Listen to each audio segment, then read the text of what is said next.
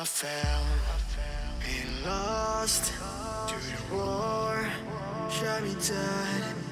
I was lost and sad to the voices in my head. I'm gonna get up again. Hey Peekabloos! Today we will be taking a look at the Ultimate Madoka and Devil Homura special quality figures by Banpresto.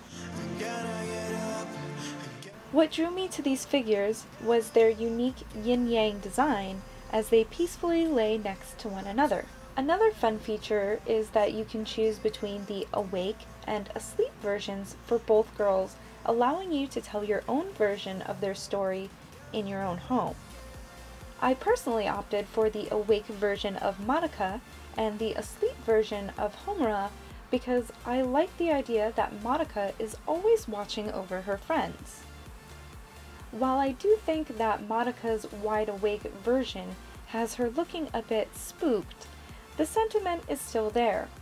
Perhaps if they had her gazing towards Homura or softened her eyes a bit, Madoka might have achieved that with this figure. Homura's sleeping expression, however, is quite peaceful, a perfect complement to Madoka's watchful eye. It reminds me just how young and innocent they are, despite all of the battles that they've had to endure. But with whatever combination you choose, Madoka and Homura will still represent the light and darkness that comes with being a magical girl. You can't have one without the other. This inseparable bond between these two sides, but more importantly between Madoka and Homura, is most strongly represented by their clasping hands, which rest easily on one another, connecting these two figures. What bothers me about the whole style and setup of these figures, though, is that neither the bases lock into one another, nor do the girls attach to their respective bases. It pretty much makes this a tabletop figure, which is easily separated by a good bump to their foundation. I would have loved to set this up in an easel or mounted it to the wall for some fun 3D art, but because of these shortcomings, the only real place to display them is on a low table or shelf so you can get the full effect of this piece. As for their paint and sculpt, I would say that they're excellent for the price point.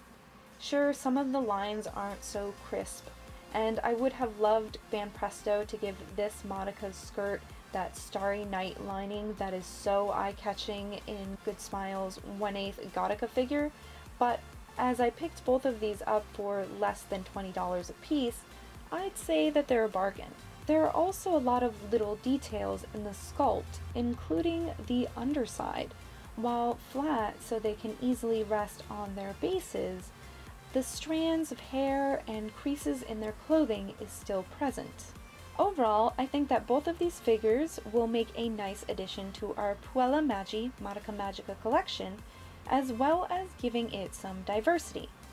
But if you want a more detailed and standout piece, then definitely check out some of their mini-scale figures that the series has. Well, that is it for my quick review of these special quality Madoka and Homura figures. I hope you guys all enjoyed. Don't forget to like, comment, and subscribe for more videos, and I'll see you next time. Bye, Peekabloos!